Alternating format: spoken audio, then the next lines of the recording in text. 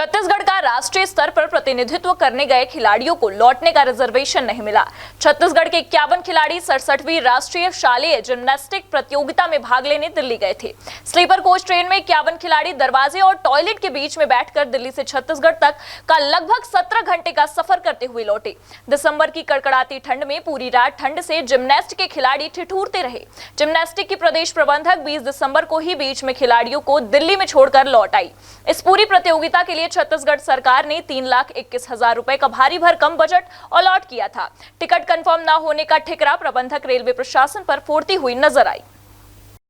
18 दिसंबर से 23 दिसंबर तक देश की राजधानी दिल्ली में आयोजित होने वाली 67वीं राष्ट्रीय शालेय क्रीड़ा प्रतियोगिता में जिम्नास्टिक के 14, 17 एवं 19 वर्ष आयु वर्ग के जिम्नास्टिक खिलाड़ी राष्ट्रीय स्तर पर आयोजित प्रतिस्पर्धा में भाग लेने दिल्ली गए हुए थे।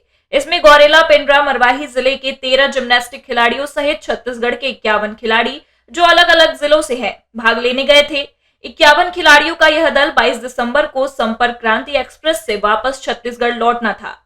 गौरेला, पेंड्रा, मरवाही जिले सहित छत्तीसगढ़ के लिए गौरव की बात है, परंतु राष्ट्रीय शालेय क्रीड़ा प्रतियोगिता में भाग लेने वाले सभी 51 खिलाड़ी छात्र छात्राओं का रिजर्वेशन समय पर करना था। लेकिन खेल विभाग और प्रशासन की बड़ी चूक ही कहेंगे कि खिलाड़ियों का कैलेंडर जारी होने के बावजूद पूर्व से ही इन खिलाड़ियों का रिजर्वेशन नहीं कराया गया, जिसकी वजह से कोच सहित किसी भी खिलाड़ी का रिजर्वेशन कंफर्म नहीं हो पाया। नतीजा यह रहा, राष्ट्रीय खिलाड़ियों को ट्रेन की फर्श पर बैठकर वापसी की यात्रा तय करनी पड़ी। दुर्भाग्यजनक बात यह है कि इन बच्चों को सुरक्षित दिल्ली ले जाने और वापस छत्तीसगढ़ पहुंचने का जिम्मा जिस प्रबंधक को मिला था, वह 2 दिन पहले ही 20 दिसंबर को खिलाड़ियों को दिल्ली में छोड़कर वापस पेंड्रा अपने घर लौट आई।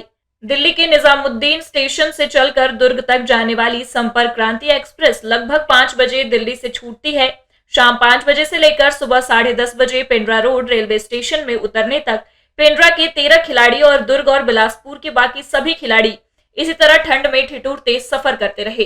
खिलाड़ी जब पेंड्रा रोड रेलवे स्टेशन में उतरे तो बुरी तरह खास रहे थे। उन्होंने बताया कि रिजर्वेशन नहीं मिलने से पूरी रात वे खा और सो नहीं पाए और टॉयलेट के पास जहां काफी बदबू थी वहीं बैठकर पूरी रात सफर किया। सर, जाते समय ठीक था, टिकट कंफर्म हो गया था हम लोग का। आते समय सब लोग वॉशरूम के पास सो के आए हैं। क्यों ऐसा? क्योंकि मैम जो थी हम लोग को जाते समय ठीक ले गई थी, डेविड मैडम, और आते समय आ गई। कहाँ है मैडम, कहाँ है डेविड मैडम? मैम आ गई थी यहाँ, वापस आ गई थी? वापस आ गई थी। परेशानी बहुत थी क्यों? क्योंकि वहाँ जगह ही नहीं था, तो कहाँ परेशानी बहुत थी और जगह सीट नहीं मिल पा रही थी। और डीएड मैम का फ़ोन आया था तो वो बोली कि 5 से 40 तक सीट है, वहीं बैठो। तो हम वहीं बैठ रहे थे, तो हम बाकी सीट वाले आ रहे थे तो भगा दिए जा रहे थे। कहने को तो इन छात्रों के साथ 2 कोच भी थे, पर जैसे ही पेंड्रा रोड रेलवे स्टेशन पहुंचा उन्हें उतारकर वह भी चले गए। महिला खिलाड़ी होने की वजह से अकोला पूर्व माध्यमिक शाला की एक महिला शिक्षक जो संरक्षक के रूप में गई थी, वह इन छात्रों के साथ अंतिम रूप में मौजूद रही। उन्होंने भी पूरी व्यवस्था के लिए जिम्नास्टिक के प्रबंधक को ही जिम्मेदार ठहराया है। रिजर्वेशन मैडम बोली कि रिजर्वेशन करवाई हूँ, हो जाएगा। अब नहीं हुआ कंफर्म तो ऐसे ही आने पड़ा। स्लीपर में था लेकिन सीट एक भी हमारी कंफर्म नहीं थी। बच्चे वो सब वही कह रहे हैं कि मैडम मेरे पास आके इनके पालकों का भी फ़ोन आ रहा था रात भर कि मैडम अब न भेजें, क्योंकि हमारे बच्चे हमारे फ़ोन से बातचीत करते हैं। अब बोल दिए कि अब न भेजेंगे मैडम, अब आपके साथ न जाएंगे बच्चे। पूरे मामले पर जब प्रदेश प्रबंधक सीमा डेविड से बात की गई तो उन्होंने टिकट कंफर्म न होने का ठिकरा रेलवे प्रशासन के सिर ही फोड़ दिया। वहीं शासन द्वारा जारी 3,21,000 रुपए के फंड को भी नाकाफी बताया। पैसा बंटन आने में देर हो जाता है, जैसे इस समय शायद सर्वर वगैरह वहाँ बंद था और उन लोगों ने वित्त विभाग को भी लिखा था। हमको पैसा आने में देर हुआ तो हमने अपने डीओ को एप्लीकेशन दिया था कि टिकट कटाने के लिए पैसा दिया जाए हमको।